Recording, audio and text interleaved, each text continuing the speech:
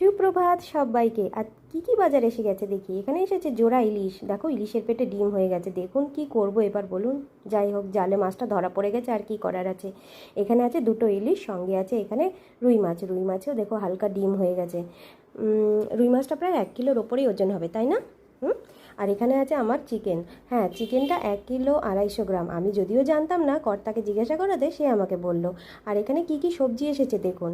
এসেছে মোচা, সঙ্গে আছে কাঁচা লঙ্কা, এখানে আছে ভেন্ডি, সবার ঘরে যা যা আসে আর কি।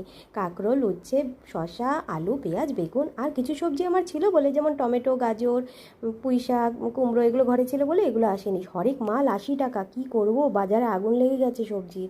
তাই যাই হোক, বাঙালি বলে কথা, প্রথম পাতে তো একটু সবজি থাকতেই হয় নাকি।